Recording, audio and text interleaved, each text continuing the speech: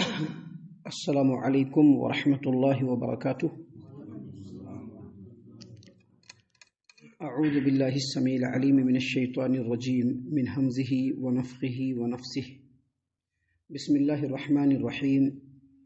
وَإِذَا رَأَوْكَ إِن يَتَّخِذُونَكَ إِلَّا هُزُوًا أَهَذَا الَّذِي بَعَثَ اللَّهُ رَسُولًا إِن كَادَ لَيُضِلُّنَا عَنْ آلِهَتِنَا لَوْلَا أَن صَبَرْنَا عَلَيْهَا وَسَوْفَ يَعْلَمُونَ حِينَ يَرَوْنَ الْعَذَابَ مَنْ أَضَلُّ سَبِيلًا۔ اور جب یہ لوگ آپ صلی اللہ علیہ وسلم کو دیکھتے ہیں تو آپ صلی اللہ علیہ وسلم کا مذاق اڑانے کے علاوہ ان کو کچھ نہیں سوچتا۔ وہ لوگ کہتے ہیں کہ کیا یہ وہی شخص ہے جسے اللہ نے رسول بنا کر بھیجا ہے؟ دیکھو، اگر ہم اپنے معبودوں کی عقیدت پر ڈٹے نہ رہتے تو یہ ہمیں ان سے برگشتہ کر کے چھوڑتا۔ جلد ہی ان لوگوں کو معلوم ہو جائے گا جب یہ عذاب دیکھیں گے کہ کون راہ راست سے بھٹکا ہوا ہے۔ محترم سامعین کرام، سورۃ الفرقان سورہ نمبر 25 اور اسی سورت سے آیت نمبر 41 اور 42، یہ دو آیات ابھی آپ کے سامنے تلاوت کی گئیں۔ دونوں آیتوں کا ترجمہ بھی اللہ کی توفیق سے آپ تمام کی خدمت میں پیش کیا گیا۔ سامعین کرام، سب سے پہلے یہ بات سمجھ لیجئے کہ یہ اللہ تبارک و تعالیٰ کی سنت ہے کہ جب کوئی آدمی حق کی بات، سچی بات، اللہ تبارک و تعالیٰ کا پیغام لوگوں کے درمیان جب پھیلاتا ہے اور داعی کی شکل میں لوگوں کے درمیان جب وہ کام کرتا ہے تو مختلف چیلنجز سے اس کو سامنا کرنا پڑتا ہے۔ بہت ساری باتیں آتی ہیں سماج و معاشرے میں۔ یہ بات معلوم ہے کہ اللہ تبارک و تعالیٰ کی دعوت کو لوگوں تک پہنچانے والے جو لوگ اس روئے زمین پر ہیں یا گزر گئے، ان میں سب سے پہلی کیٹیگری انبیاء علیہ الصلوۃ والسلام کی ہے، جنہوں نے اللہ تبارک و تعالیٰ کے پیغام کو لوگوں تک پہنچایا۔ اور جتنے بھی انبیاء اس روئے زمین سے گزرے ہیں، انکلوڈنگ ہمارے نبی کریم صلی اللہ علیہ وسلم، ان تمام نبیوں کی زندگی کو آپ غور سے دیکھیں گے، ان کا جب مطالعہ کریں گے، ان کے زندگی کی جب اسٹڈی کریں گے تو آپ کو پتہ چلے گا کہ جہاں بہت ساری پریشانیاں ان کو جھیلنی پڑی، وہیں یہ بھی ان کو جھیلنا پڑا کہ معاشرے کے لوگوں نے ان کو بہت حقیر سمجھا، بہت گرا ہوا سمجھا، ان کا مذاق اڑایا، ہر طریقے سے ان کو مورلی ڈیمورلائز کرنے کی کوشش کیا، ان کے مورل کو توڑنے کی کوشش کیا، ان کو مذاق اڑا کر کے انتہائی حقیر نظر سے ان کو دیکھا۔ جب بھی گزرتے سامنے سے تو ان کا مذاق اڑاتے تھے۔ نوح علیہ الصلوۃ والسلام کو دیکھ لیجئے، سیدنا ہود علیہ الصلوۃ والسلام کو دیکھ لیجئے، سیدنا صالح علیہ الصلوۃ والسلام کو دیکھ لیجئے، موسیٰ علیہ الصلوۃ والسلام کو دیکھ لیجئے۔ جب وہ اللہ تبارک و تعالیٰ کا پیغام لے کر کے لوگوں کے درمیان گئے تو ان کا بہت مذاق اڑایا، نبی کریم صلی اللہ علیہ وسلم کا بھی مذاق اڑایا۔ تو اللہ تعالیٰ نے قرآن کریم میں ان لوگوں کا جواب دیتے ہوئے کہا کہ نبی کریم صلی اللہ علیہ وسلم، لوگ جو آپ کا مذاق اڑا رہے ہیں، ان مذاق اڑانے والوں کے مقابلے میں ہم آپ کے لیے کافی ہیں۔ تو آپ صلی اللہ علیہ وسلم کا بھی مذاق اڑایا جاتا تھا، بہت بری طریقے سے مذاق اڑایا جاتا تھا۔ ان آیتوں کے اندر جو دو آیات ابھی ہم نے آپ کے سامنے پیش کی، ان آیتوں کے اندر جہاں اللہ تبارک و تعالیٰ نے یہ بتلایا ہے کہ لوگوں نے نبی کریم صلی اللہ علیہ وسلم کا مذاق اڑایا، وہیں یہ بھی بتلایا کہ انہی لوگوں نے نبی کریم صلی اللہ علیہ وسلم کی دعوت کے اثر انگیزی کو دیکھ کر کے غیر شعوری طور پر نبی کریم صلی اللہ علیہ وسلم کے دعوت کی حقیقت کو ان لوگوں نے تسلیم بھی کیا۔ دیکھیے اللہ نے کیا بتلایا، اللہ نے فرمایا وَإِذَا رَأَوْكَ إِن يَتَّخِذُونَكَ إِلَّا هُزُوًا أَهَذَا الَّذِي بَعَثَ اللَّهُ رَسُولًا۔ اور جب یہ لوگ آپ صلی اللہ علیہ وسلم کو دیکھتے ہیں تو آپ سے مذاق کے سوا ان کو کچھ سوچتا ہی نہیں، اور کہتے ہیں کہ کیا یہ وہی شخص ہے جسے اللہ تبارک و تعالیٰ نے رسول بنا کر کے بھیجا۔ اللہ تبارک و تعالیٰ نے اس آیت کریمہ میں اصل یہ فرمایا ہے کہ یہ مشرکین مکہ کیسے ہدایت پا سکتے ہیں جب ان کا یہ حال ہے کہ جب ان کے سامنے سے رسول کریم صلی اللہ علیہ وسلم کا گزر ہوتا ہے تو آپس میں ایک دوسرے سے کہتے ہیں کہ دیکھو جی، یہی وہ آدمی ہے جو یہ دعویٰ کرتا ہے کہ ہم اللہ کے رسول ہیں۔ اللہ تبارک و تعالیٰ کو اپنی پوری مخلوقات میں سے بس یہی ایک آدمی اتنا پیارا لگا کہ اس کو اللہ تبارک و تعالیٰ نے رسول بنایا، اللہ نے رسول بنا لیا اس کو۔ بھلا اس کی حیثیت کو دیکھو اور اس کے دعووں کو دیکھو، حیثیت تو کچھ نہیں ہے، یتیم ہے، بالکل فقیر ہے، کلاش ہے، مفلس ہے، اور اس کے ماننے والے بھی مفلس ہے، اور یہ دعویٰ کیا کر رہا ہے کہ میں اللہ کا رسول ہوں، یہ ہم لوگوں کو بیوقوف بنانا چاہتا ہے۔ اللہ تبارک و تعالیٰ نے اسی بات کو یہاں پر بیان فرمایا کہ جب بھی یہ لوگ آپ کو دیکھتے ہیں نبی کریم صلی اللہ علیہ وسلم، ان یتخذونک الا ہزوا، تو آپ کے مذاق کرنے کے علاوہ اور آپ سے مذاق کرنے کے علاوہ، آپ کا مذاق اڑانے کے علاوہ ان کو کچھ بھی نہیں سوچتا ہے۔ سیدنا نوح علیہ السلام 950 برس تک تقریباً کنٹینیو اپنے قوم کے لوگوں کو اللہ کی دعوت کی طرف بلاتے رہے، اللہ کے دین کی طرف بلاتے رہے، وحدانیت کی طرف بلاتے رہے۔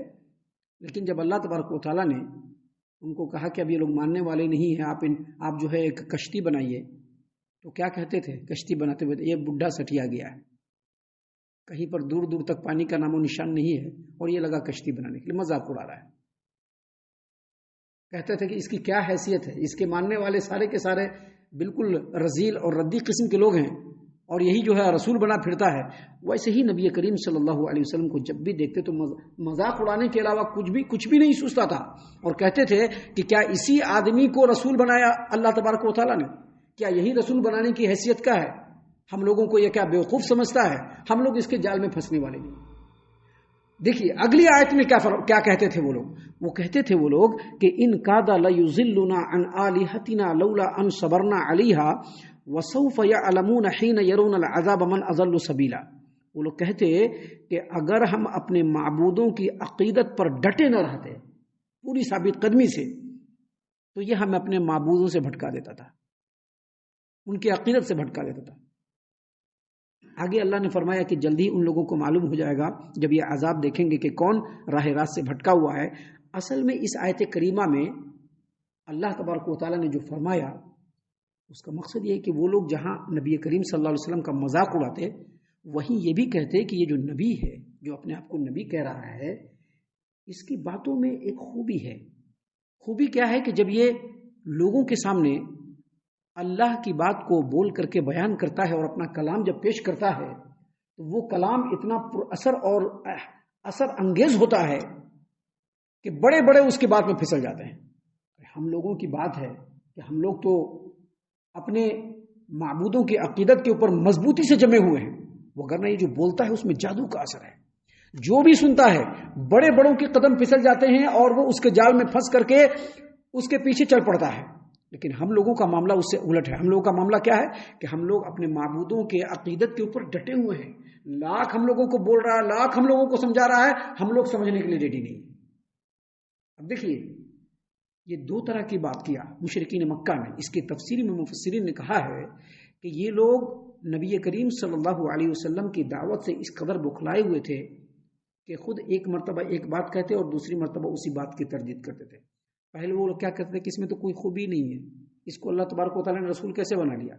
کہ اللہ تبارک و تعالیٰ کو اپنی پورے مخلوقات میں یہی ایک پیارا لگا تھا جس کی کوئی حیثیت نہیں ہے، جس کے اندر کوئی خوبی نہیں ہے، کوئی صلاحیت نہیں، کوئی ملکہ نہیں ہے، اور یہ رسول بن گیا۔ ایک طرف یہ کہتے تھے اور دوسری طرف یہ کہتے کہ دیکھو اس کے اندر ایک خوبی ضرور ہے، اور وہ خوبی کیا ہے کہ جو یہ بولتا ہے اس کی بولی کے اندر جادو کا اثر ہے، بڑا پیارا اور میٹھا بولتا ہے، بہت ہی بہترین بولتا ہے، اثر انگیزی کے ساتھ بولتا ہے کہ اس کی بات ڈائریکٹ لوگوں کے دلوں میں اتر جاتی ہے، اور بڑے بڑے لوگ اپنے دین سے بے راہ رو ہو کر کے اس کے دین کے پیچھے چل پڑتا ہے۔